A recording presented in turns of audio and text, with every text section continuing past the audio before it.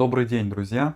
Меня зовут Илья Завалеев, я инженер будущего. В прошлом видео я рассказал о том, как рассчитать бюджет девелоперского проекта. В частности, я показывал пример расчета бюджета на офисное здание 100 тысяч квадратных метров.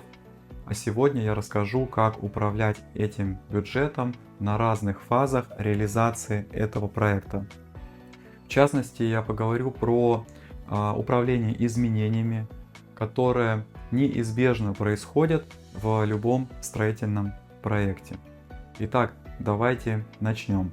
Для начала давайте рассмотрим форму отчета по бюджету. Это таблица, в которой есть колонка утвержденный бюджет, дальше номер изменений, изменения, текущий бюджет, также законтрактованные объемы работ, оплаченные объемы работ и освоенный объем работ. В этом видео я не буду рассказывать про законтрактованные, оплаченные, освоенные объемы работ, я об этом расскажу в следующем видео. А сегодня мы поговорим про управление изменениями, чем отличается утвержденный бюджет от текущего бюджета и как мы учитываем изменения в бюджете проекта. Итак, мы сейчас пойдем по фазам, от концепции до эксплуатации. На каждой фазе у нас будут встречаться различные проблемы и изменения, и мы будем им управлять. Итак, начало проекта, фаза концепции, начало исследовательских работ. Мы купили землю, заказали исследование, проектирование, инжиниринг, зеленую сертификацию. И в процессе исследований оказалось, что грунт нужно укреплять, и для этого потребуются дополнительные земляные работы и дополнительные затраты по каркасу. Отсюда у нас возникает два изменения. Это изменения по земляным работам и изменения по стоимости каркаса, что увеличивает наш текущий бюджет за счет непредвиденных расходов. Мы это отражаем в нашем отчете, показываем номера изменений, стоимости изменений и сокращение в непредвиденных расходов, которые компенсируют эти статьи затрат. На этапе проектирования мы проводим процедуру Value Engineering. С помощью цифрового энергетического двойника мы оптимизируем системы решения в здании. Приходим к тому, что нужно увеличить стоимость и качество фасадов, а также качество и стоимость инженерных решений. При этом у нас сокращаются затраты на подключение к сетям. В итоге наш бюджет сокращается на 0,4 миллиона, а качество здания увеличивается. Мы отражаем это как изменение, повышение стоимости статьи инженерные системы и сети, повышение стоимости статьи фасады и сокращение статьи подключения к сетям и технические условия. И отражаем это все в нашем отчете. Следующая фаза реализации проекта — это тендер закупки. Нам нужно заключить договор генерального подряда.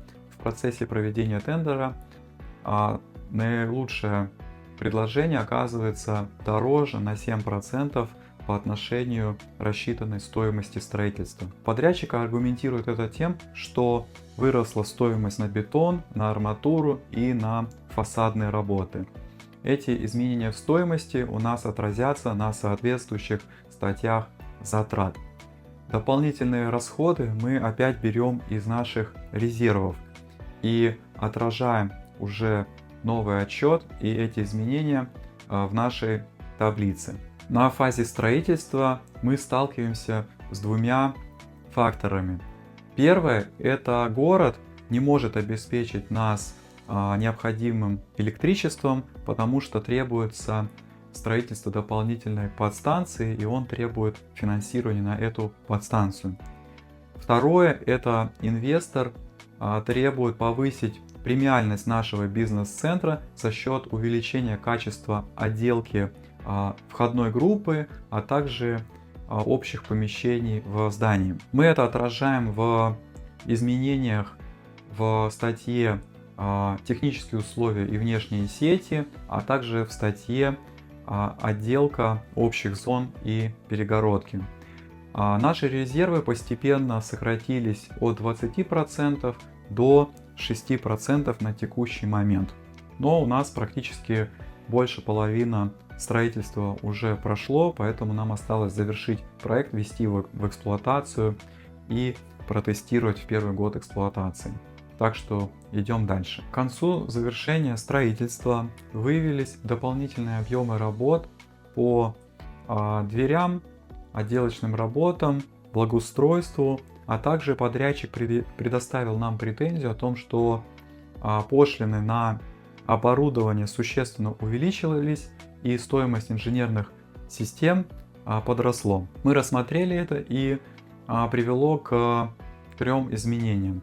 Первое — это увеличение стоимости благоустройства, второе — это увеличение стоимости отделки, и третье — это увеличение стоимости инженерных систем. Отразили эти 3 изменения в бюджете, и за счет наших резервов, наши резервы в этот момент уже сократились до 3%. Мы подошли к вводу объектов в эксплуатацию. У нас прошла госкомиссия, инспекторы выявили несоответствие нормам в системах пожаротушения. Также мы нашли нового якорного арендатора, который попросил дополнительно обустроить помещение для обустройства там центра обработки данных. Изменения, которые вносятся в проект, нам нужно также внести в проектную документацию и ее согласовать. Мы получили 3 изменения. Первое — это увеличение стоимости инженерных решений за счет того, что их нужно привести в соответствие нормам по замечаниям госкомиссии. Второе, нам нужно увеличить мощности инженерных систем на обеспечение центра обработки данных. И третье, нам нужно дополнительно заплатить проектировщику, чтобы он выпустил обновленный комплект проектной документации. Внесли все эти моменты в наш обновленный отчет по бюджету и двигаемся дальше. Объект введен в эксплуатацию, идет первый год эксплуатации, выявляются различные дефекты и недоделки, подрядчик их устраняет за собственный счет по своим гарантийным обязательствам. При этом у нас возникают новые арендаторы, и один из арендаторов просит сделать небольшую перепланировку в помещении, чтобы он мог его арендовать под свои нужды.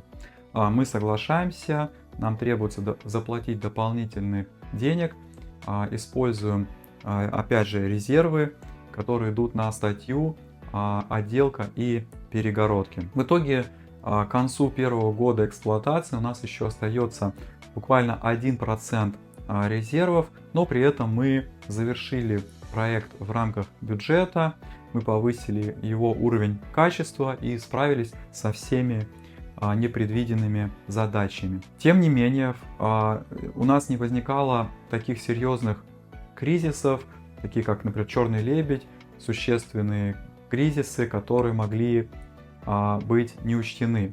С такими серьезными кризисами никакие резервы не справятся.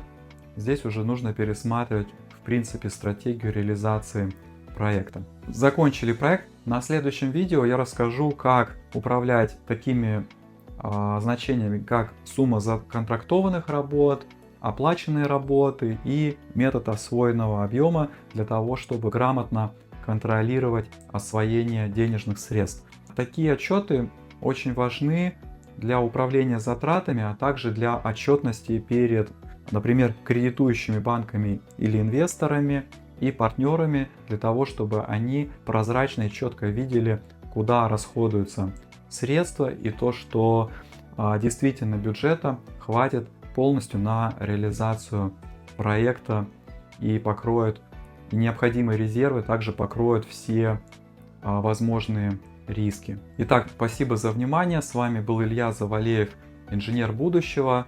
До новых встреч в будущем. Пока-пока.